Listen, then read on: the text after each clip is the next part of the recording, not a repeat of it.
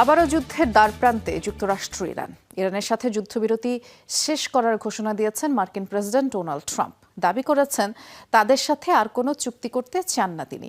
এ সময় ইরানি নেতাদের আগ্রাসী ও নিকৃষ্ট আখ্যা দিয়েছেন মার্কিন প্রেসিডেন্ট। এর আগে সমঝোতা স্মারকের শর্ত ভঙ্গ করে মঙ্গলবার ইরানের বিভিন্ন স্থাপনায় হামলা চালায় ওয়াশিংটন।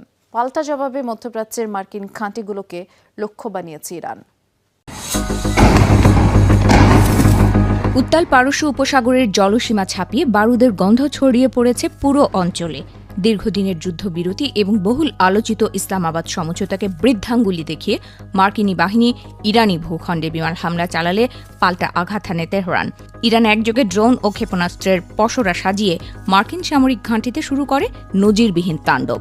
ইরানের এই ঝটিকা অভিযানে তাসের ঘরের মতো কেঁপে উঠেছে বাহরাইন ও কুয়েতে থাকা মার্কিন সাম্রাজ্যের ভিত। আইআরজিসির তরফ থেকে এক বিবৃতিতে জানানো হয়েছে, প্রাথমিক প্রতিশোধ হিসেবে তারা এক রাতে মার্কিন সামরিক বাহিনীর অন্তত ৮৫টি স্পর্শকাতর লক্ষ্যবস্তুতে নিখুঁত নিশানা লাগিয়েছে। বাহরাইনের পোর্ট সালমান, মার্কিন পঞ্চম নৌবহরের প্রধান কার্যালয় এবং কুয়েতের আলী আল সালেম বিমান ঘাঁটি এখন ইরানি ক্ষেপণাস্ত্রের আগুনে জ্বলছে। যখন এই বিধ্বংসী আক্রমণ চলছিল, তখন আকাশপথে বাগড়া দিতে আসে আমেরিকার গর্ব সর্বাধুনিক প্রযুক্তির MQ-9 রিপার ড্রোন। কিন্তু ইরানি আকাশসীমার কাছাকাছি আসতেই আইআরজিসির ডিফেন্স সিস্টেমের রাডারে ধরা পড়ে যায় সেই যান্ত্রিক পাখিটি।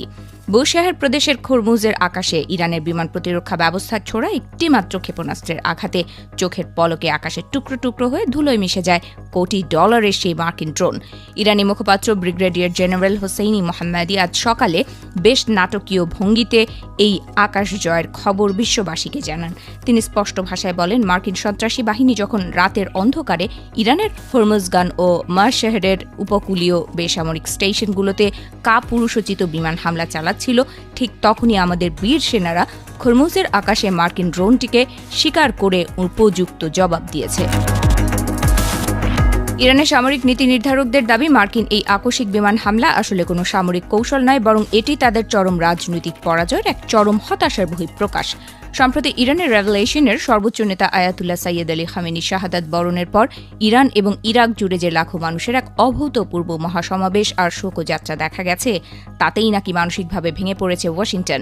সেই ঐতিহাসিক শোকের ঢেউকে আড়াল করতেই আমেরিকা এই আগ্রাসনের পথ বেছে নেয়।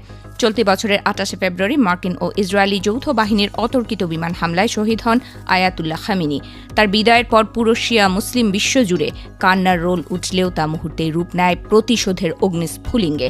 সোমবার তেহরানে এবং মঙ্গলবার কোমে লাখো মানুষের ঢল নামার পর আজ বুধবার ইরাকের পবিত্র নগরীর নেজাফ ও কারবালাতেও চলছে খামেনির অভূতপূর্ব বিদায়ী শোক মিছিল। আমেরিকা ভেবেছিল এই শোকের মুহূর্তে হামলা চালালে ইরান হয়তো দিশেহারা হয়ে পড়বে, কিন্তু ইরানের নৌ প্রধানের হুঁশিয়ারি যেন সেই ধারণাকে পুরোপুরি গুড়িয়ে দিয়েছে। তিনি সাফ জানিয়ে দিয়েছেন, সন্ত্রাসী মার্কিন প্রশাসন এবং অবৈধ ইসরায়েলি শক্তির ওপর খুব শীঘ্রই ঐশ্বরিক প্রতিশোধ নেমে আসবে, আর এই ৮৫টি ঘাঁটিতে হামলা তো কেবল শুরু। আয়াতুল্লাহ খামেনির দেখানো পথেই তেহরানের সশস্ত্র বাহিনী তাদের চূড়ান্ত লক্ষ্যপানে এগিয়ে যাবে।